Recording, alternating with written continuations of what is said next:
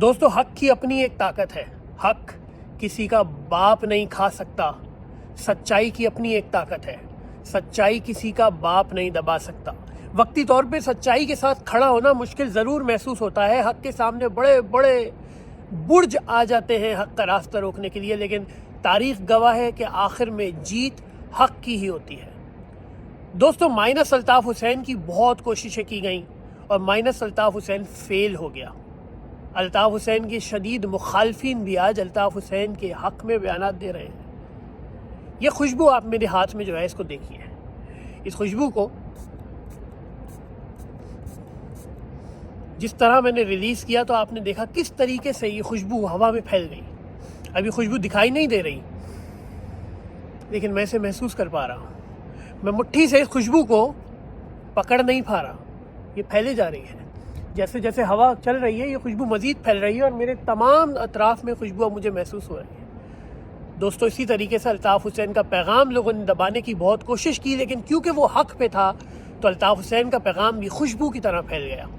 ایک بہت اچھی آپ کو ویڈیو دکھا رہا ہوں، عائشہ گلالئی کی دکھا رہا ہوں، شدید الطاف حسین کی مخالف، لیکن آج کیا کہہ رہی ہیں یہ دیکھیں اور ہنسیں ان لوگوں پہ جن لوگوں نے الطاف حسین کو مائنس کرنے کی کوشش کی. آج الطاف حسین اور طاقتور ہوتا.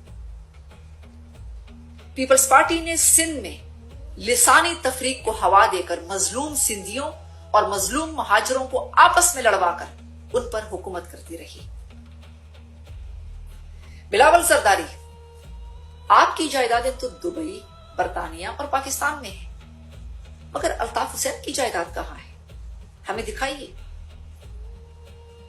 الطاف حسین نے جاگیرداری کے خلاف اور سندھیوں اور مہاجروں کے حقوق کے لیے اپنے بھائی، اپنے بھتیجے اور بہنوئی کی قربانیاں دی.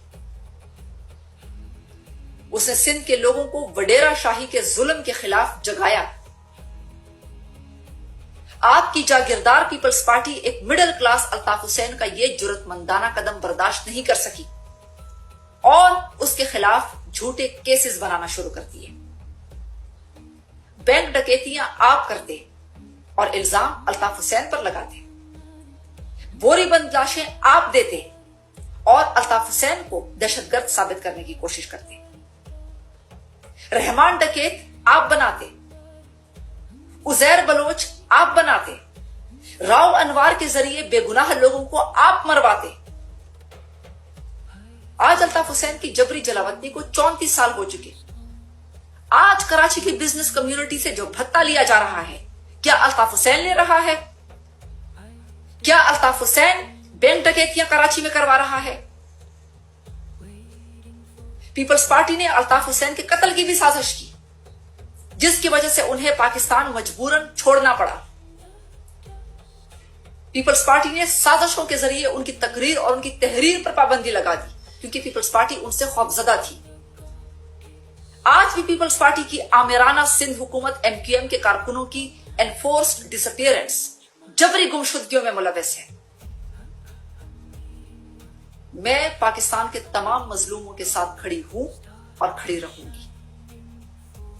بلاول زرداری، الطاف حسین نے اپنی جدوجہد اور قربانیوں کے ذریعے حقیقی جمہوریت متعارف کروائی. انہوں نے پہلی مرتبہ غریب اور متوسط طبقے کو پارلیمنٹ تک پہنچایا. انہوں نے موروثی اور خاندانی سیاست کو چیلنج کیا.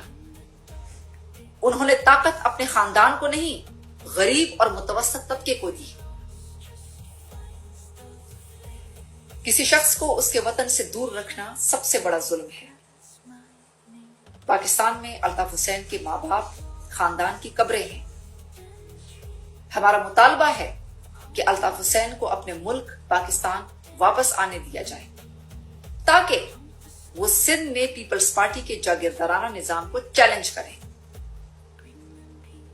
اصل MQM جیسی بیلنسنگ فورس سندھ میں بہت ضروری ہے تاکہ جاگیردار پارٹی کے ظلم کو روکا جا سکے. میں مطالبہ کرتی ہوں کہ الطاف حسین پر پابندی ختم کی جائے اور انہیں اپنے وطن واپس آنے کی اجازت دی جائے. سندھ کے لوگ مجھے کراچی آنے کی دعوت دے رہے ہیں. انشاءاللہ میں ضرور کراچی آؤں گی. کراچی میں سندھی، مہاجر، پختون اور پاکستان کی تقریباً تمام قومیتیں آباد ہیں۔